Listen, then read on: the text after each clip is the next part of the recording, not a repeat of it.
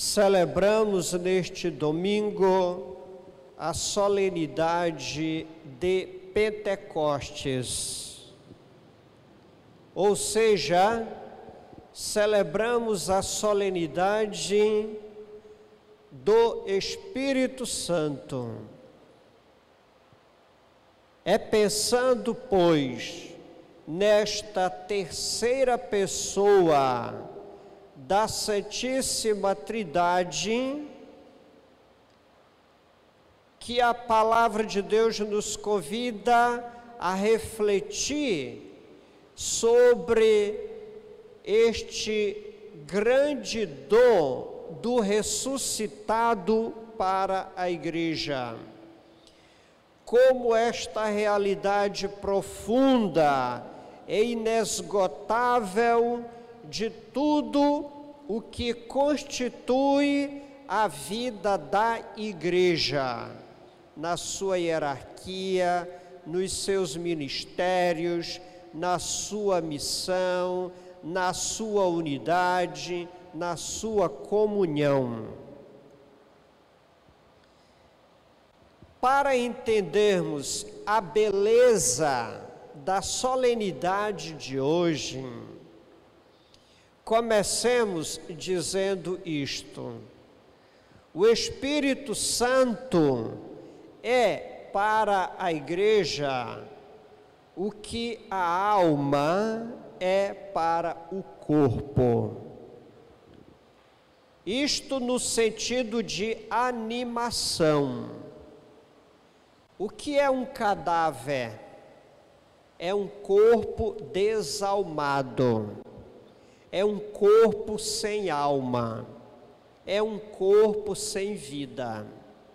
Igualmente, a Igreja sem o Espírito Santo seria morta, desalmada, sem vida, sem reação.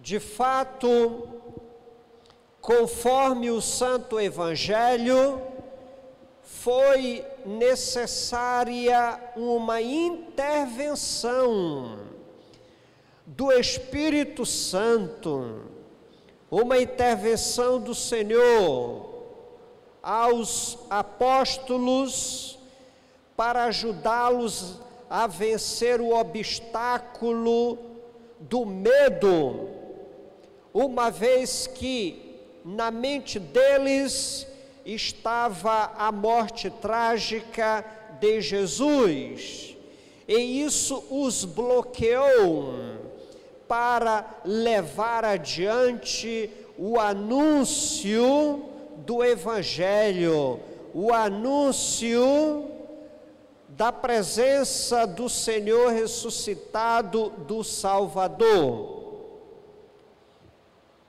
onde nós percebemos essa intervenção.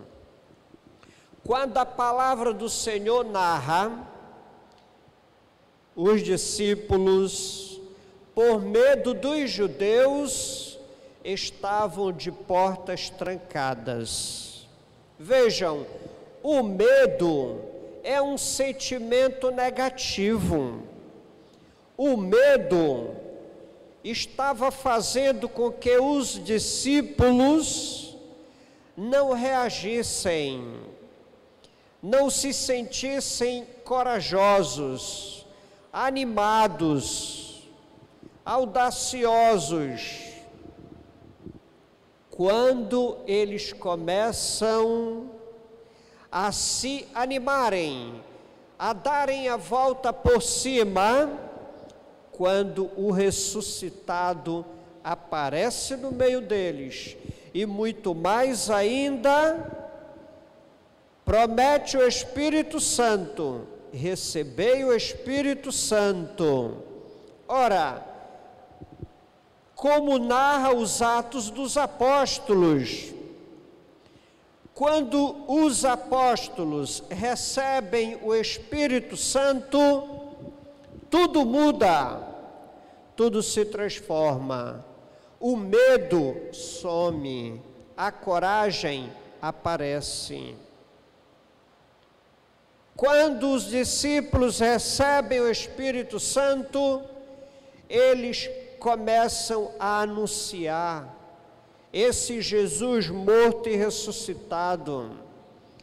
Eles começam a pregar com muita convicção, com muita clareza, de que o ensinamento, a doutrina, não vem deles, não é ideia deles, é simplesmente o projeto do Pai, o projeto divino, a vontade de Deus. Quando os Atos dos Apóstolos narra para nós que todas as nações acorriam aos pés dos apóstolos por ocasião do Pentecostes, e todos entendiam quando eles falavam. Era aquela admiração, e ainda se perguntavam: não são todos galileus? E estamos compreendendo tudo o que eles dizem? Caríssimos, este episódio nos leva a pensar em alguns pontos. Por exemplo, esse acorrer das nações significa, naquele momento do Pentecostes, esse povo desejoso da vida nova, que esse povo que acorria era o novo povo de Deus, e que esse povo que entendia os discípulos falarem na sua própria língua, não significa que os discípulos, quando receberam o Espírito Santo, falavam as línguas do momento, sabiam latim, sabiam grego, sabiam aramaico, sabiam hebraico, como se hoje tivessem naquele momento aprendido a falar inglês, alemão, francês, mas significa o quê? O Espírito Santo leva o povo novo de Deus a entenderem, a se compreenderem, a falarem a mesma língua, que é o projeto de Deus,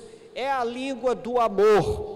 Somente quem vive no Espírito Santo é capaz de viver o amor. Quem não vive no Espírito Santo não compreende essa linguagem. E de fato, a linguagem do amor é a linguagem universal. Mesmo que alguém chegando aqui de um outro país e não nos entendendo, mas desde que nós sejamos solidários, busquemos fazer uma caridade, nós vamos nos compreender muito bem, porque o Espírito Santo une. O Pentecostes é a grande realidade profunda da unidade na pluralidade.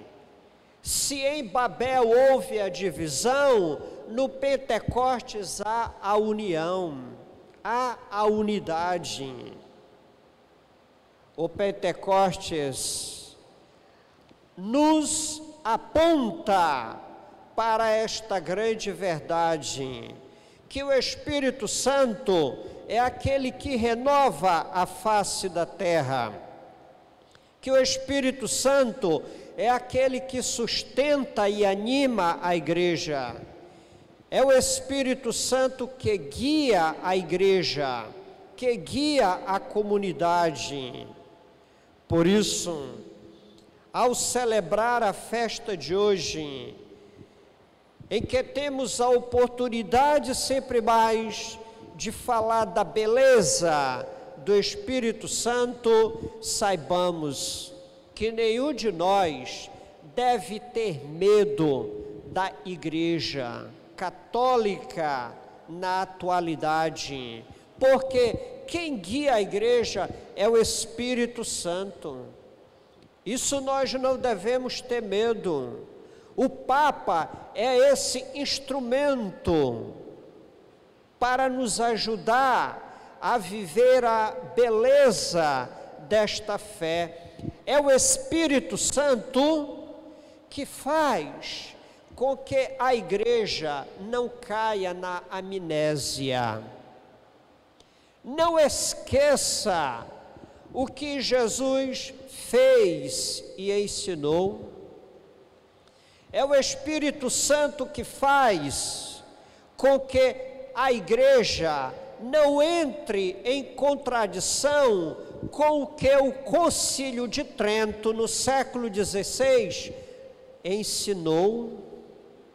É o Espírito Santo que faz com que a igreja não entre em contradição com o que o Concílio de Nicéia, no século IV da era cristã, ensinou.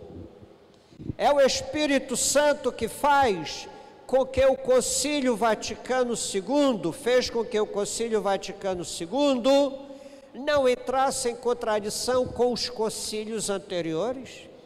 E é o Espírito Santo que está fazendo com que o pontificado do Papa Francisco vá colocando em prática o que os padres do Concílio Vaticano II pediram. É o Espírito Santo que faz com que o Papa reconheça de um modo oficial e institucional o ministério de catequista.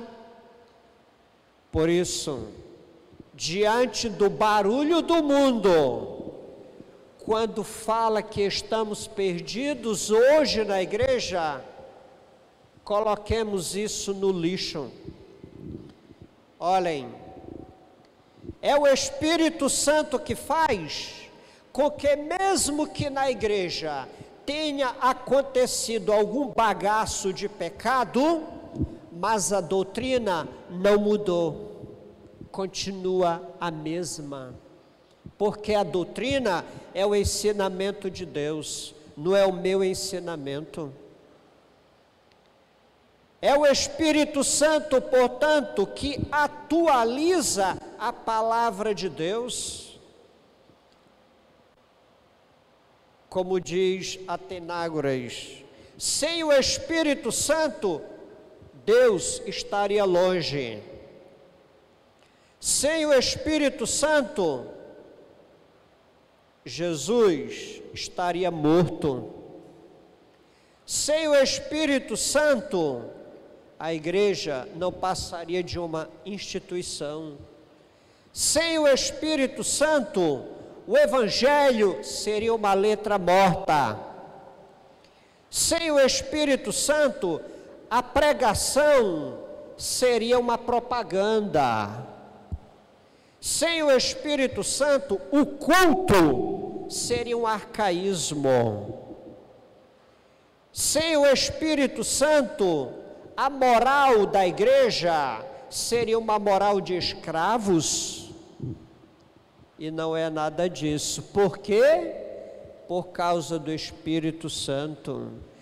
Portanto, o Espírito Santo é o oxigênio da igreja. O Espírito Santo não a deixa morrer, porque essa respiração nunca lhe vai faltar. O Espírito Santo é exatamente o prometido pelo Senhor ressuscitado, para que pudesse conduzir essa igreja no tempo e na história, porque o Senhor ressuscitado sabia muito bem que sem o Espírito Santo ela se daria mal. De fato, os apóstolos conviveram com Jesus. Pedro foi até audacioso: Senhor, estarei contigo sempre. Cuidado, Pedro, antes que o galo cante. Jesus ressuscita. Eles estão trancados, com medo. E aí? A ficha ainda não havia caído. É quando o Espírito Santo desce sobre eles que tudo se renova, tudo se transforma. Portanto, o Espírito Santo é a nossa segurança. O Espírito Santo é a segurança da igreja. É o Espírito Santo que une a comunidade. É o Espírito Santo que dá beleza ao dinamismo da igreja. É o Espírito Santo que faz com que a igreja não fique petrificada. O Espírito Santo é dinamismo, é força. É o Espírito Santo que faz com que muitas das vezes na igreja é preciso mudar, mas para conservar o essencial. Mudar para conservar o essencial. O Vaticano II foi a verdadeira expressão do Espírito Santo. Por exemplo, no Concílio Vaticano II, o que foi que mudou? O padre antes celebrava a Santa Missa de costa para o povo e falando em latim, e as senhoras que não entendiam latim ficavam rezando o terço. E no momento da consagração, é por isso que havia a campainha, que perdura até hoje. Batia-se a campainha para elas entenderem. Agora é o momento da consagração, um momento solene, de joelhos. Ora, com o Concílio Vaticano II mudou. O padre celebra para frente, falando na língua materna, mas mudou o acidente, mas continuou a conservar o essencial. Qual é o essencial? O mistério do sacrifício do altar, o mistério da Eucaristia. Se o povo de Deus, nos tempos contemporâneos, diante de tantas ideias deturpadas, modernas, já não estava vindo para a Santa Igreja, imagine continuando a celebrar de costas, o povo não vinha. Então o Espírito Santo faz com que a igreja tome uma decisão, mas é uma decisão para o bem. Houve alguma coisa em contrário? Não. Antes se celebrava falando em latim. Agora todo mundo entende porque estamos falando português. Se está na Alemanha, alemão. Se está na França, francês. Olha só a beleza. Conserva-se o essencial. Então, é o Espírito Santo que faz com que a igreja continue respondendo com sabedoria e com verdade aos desafios do mundo. Alegremo-nos, pois, porque o Espírito Santo é o nosso advogado, é o nosso defensor. É o Espírito Santo que ilumina, que transforma, que renova. Peçamos então ao Espírito Santo que nos inspire sempre mais para vivermos no amor de Deus, falando esse idioma universal, fruto do amor de Deus, porque Deus é o próprio amor e o Espírito Santo unifica. E que saibamos, diante da pluralidade das culturas, descobrir no Pentecostes, na festa do Espírito Santo, que as culturas devem ser amadas, respeitadas, e que a linguagem do Espírito Santo que deve imperar é o diálogo, o entendimento. E seja louvado nosso Senhor Jesus Cristo.